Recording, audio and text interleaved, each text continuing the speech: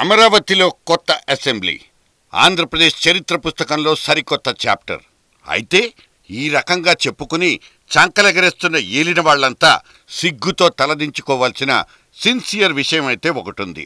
ఇవాళ సొంతగడ్డ మీద సొంత అసెంబ్లీ నిర్మించుకుని మొట్టమొదటి బడ్జెట్ సమావేశాలకు రిబ్బన్ కత్తిరించుకున్న ఏపీ సామ్రాజ్యాధీశులందరితో పాటు ఏపీ జనాభా మొత్తానికి ఆ రోజా అనే వైసీపీ ఫైర్ బ్రాండ్ మీద మాత్రమే కన్ను. అమరావతి కొత్త అసెంబ్లీకి హాట్ ఫేవరెట్ లేక సెంటర్ ఆఫ్ అట్రాక్షన్ ఏదంటే గవర్నర్ ప్రసంగం. చంద్రబాబు సృష్టించిన చరిత్ర, స్పీకర్ కోడలికి నెరవేరిన కళ, ఇలా 4-5 ఆప్షన్లున్నా అన్నీ దండగే. రోజా ఎంట్రీ అనబడే ఆ మ్యాటర్ మీద మాత్రమే మీటర్లన్నీ గిర్రున తిరిగేస్తున్న పరిస్థితి. సభకు తొలి నమస్కారం పెట్టే ముందు రోజే రోజా సస్పెన్షన్ ఇంకో ఏడాది పాటు కొనసాగింపంటూ ప్రివిలేజ్ కమిటీతో లీకులిప్పించింది ఏపీ సర్కార్. అక్కడి నుంచే రోజా ప్రయారిటీ లెవెల్స్ విపరీతంగా పెరిగిపోయాయి.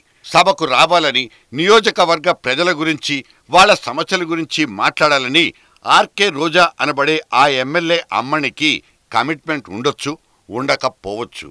కానీ ఆ రోజా కనుక ఎంట్రీ ఇస్తే సభ కాస్త రభసైపోతుందన్న భయాన్నైతే పాలకపక్షం ఖచ్చితంగా ఫీల్ అవుతోంది.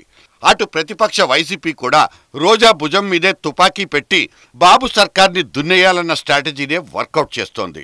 మొదటి రోజు అసెంబ్లీలో రోజా అటెండెన్స్ మీద మాత్రమే కాన్సన్ట్రేట్ చేసింది తెలుగు మీడియా.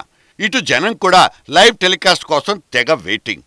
రోజా ఏ వరుసలో కూర్చుంది, ఎవరి పక్కన సెటిల్ అయిందో చూడాలన్న తాపత్రయాలే ఎక్కువ. రోజా ఎక్కిన అమరావతి బస్సును బెజవాడ నుంచి వెలగపూడి దాకా వెంటాడి వేటాడిన మీడియా కెమెరాల చిత్తశుద్ధులకైతే కొరతేం లేదు. రోజా మీద ఇప్పుడున్న సస్పెన్షన్ వేటును కట్ చేయాలా లేక కంటిన్యూ చేయాలా?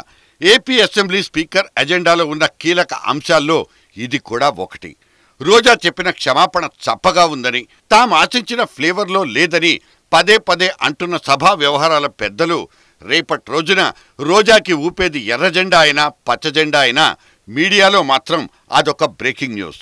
సో అమరావతి కొత్త అసెంబ్లీకి రాళ్లెత్తింది ఎవరైనా చరిత్రకెక్కిందైతే ఆ రోజా మాత్రమే. ఎ సిల్లీ పాయింట్.